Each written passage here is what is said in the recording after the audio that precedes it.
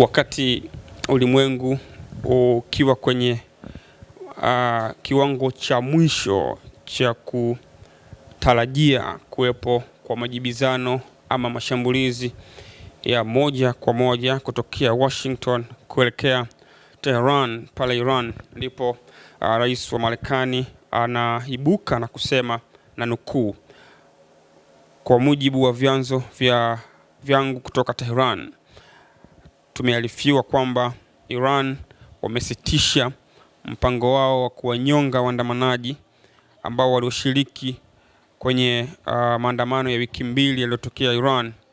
Hivyo Marekani itasitisha mpango wake wa kuishambulia Iran. Rais Trump alinukuliwa hivyo akizungumza, na ikiwa inaashiria kwamba mpango wa Marekani wa kuivamia Iran umekoma. Lakini maswali ya msingi ni kweli hoja hiyo inatosha kuaminisha ulimwengu kwamba Marekani imesitisha mpango wake wa kuishambulia Iran kwa sababu ya Iran kutowanyonga waandamanaji? Kimsingi kumekuwa na mseto wa mawazo, kumekuwa na muingiliano ama mjadala wa namna moja ama nyingine ambao unaelezea ama unatoa maelezo kuhusiana na kile ambacho kimejiri. Lakini ziko sababu kama tatu ambazo huenda zikawa zinatajwa zimekuwa ndo hoja za msingi za Marekani kusitisha mpango wake. Kwa mujibu wa vyanzo kutoka Washington vinaeleza washauri wa kiusalama wa Marekani walimshauri Rais Trump juu ya mpango wake wa kuivamia Iran, na walisema kwamba Marekani inahitaji vita ya muda mrefu kuishinda Iran, lakini pia Marekani inahitaji askari wengi, hasa askari wa moja kwa moja, yani ground, kwenda moja kwa moja kuingia Tehran na kufanya mashambulizi ya moja kwa moja. Hivyo maana yake maandalizi yanahitajika kuwa ni makubwa, ya askari wa kutosha, vifaa vya kijeshi, pamoja na muda, kwa maana ya matarajio ya kumaliza vita kati ya Iran huenda ingechukua muda mrefu zaidi. Kwa hivyo washauri wale wa Washington walimshauri rais wa Marekani kwamba kama ana mpango huo basi afanye maandalizi hayo. Na ikumbuke kwamba miaka ya 80 Iran ilipigana vita na Iraq, na Marekani alikuwa anaiunga mkono Iraq kwa kila kitu: usaidizi wa kijeshi, taarifa za kijasusi, pamoja na vifaa mbalimbali. Na vita vilidumu zaidi ya miaka 8, lakini Iran haikuondoka, kwa maana Iran mwisho wa siku ile vita, manake Iran ni wastani walishinda ile vita. Kwa hivyo ukiangalia mwaka 80 wakati wanapigana na Iraq, manake ni mwaka mmoja baada ya mapinduzi. Kwa hiyo maandalizi ya kijeshi yalikuwa ni hafifu kwa taifa la Iran, lakini waliweza kukabiliana. Manake ile vita ni tafsiri kwamba Iran ilikuwa inapigana na Marekani kwa sababu Iraq alikuwa anapewa kila kitu na Marekani, na Iraq wakati huo ilikuwa na uwezo mkubwa sana pia wa kifedha na kadhalika. Kwa hivyo haya yote yametafsiriwa. Kwa hivyo kama sasa wanakwenda kupambana na Iran, maana yake yafanyike maandalizi makubwa zaidi, kwa sababu ukiangalia kutokea mwaka 80 waliwapigana vita na Iraq mpaka sasa ni zaidi ya miaka 46 hivi.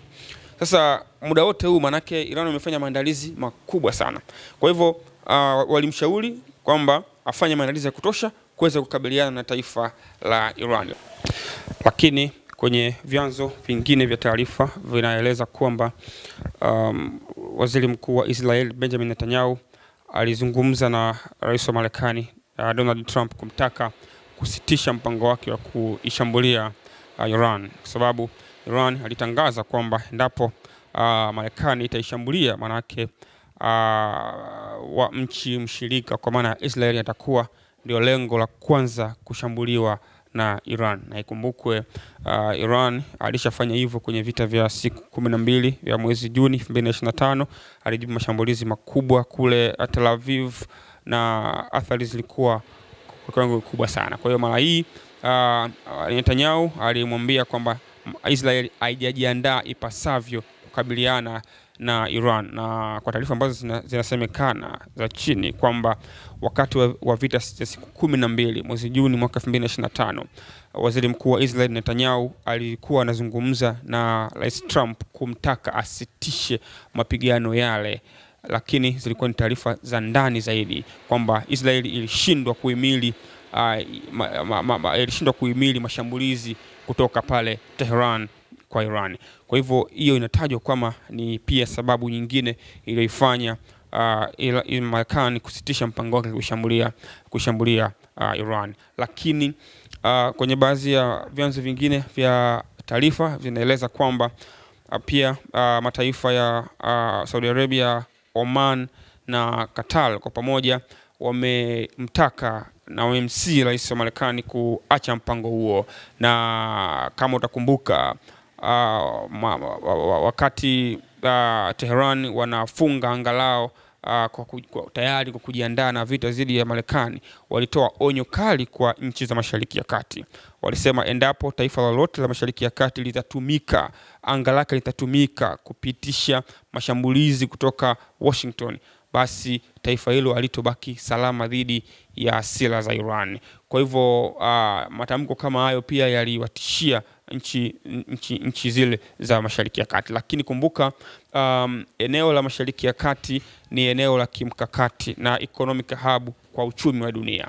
Ndiko ambako kuna bahari kutokea Red Sea kwenda Arabian Sea, ile huba ya Uajemi, Persian Gulf, lakini mpaka kuelekea huba ya Oman. Zote ziko katika eneo lile la Mashariki ya Kati. Kwa hiyo endapo Marekani manake angeshambulia, angetanua mzozo kwenye eneo lile. Na ikumbukwe tayari Iran alishatoa onyo kwamba shambulizi lolote la Marekani, Iran itajibu kwa kushambulia maslahi yote ya Marekani yaliyoko Mashariki ya Kati. Na mpaka sasa Marekani ina maslahi mengi sana Mashariki ya Kati, ikiwemo military base, kambi za kijeshi. Ina zaidi ya kambi za kijeshi 8 kwenye nchi za Bahrain, nenda Kuwait, Qatar, Saudi Arabia, United Arab Emirates, kule kote Uturuki, kule Mosul, Baghdad, Iraq, kote huko kuna kambi za kijeshi za Marekani. Kwa hiyo hayo yangekuwa ndio malengo ya kwanza ya mashambulizi.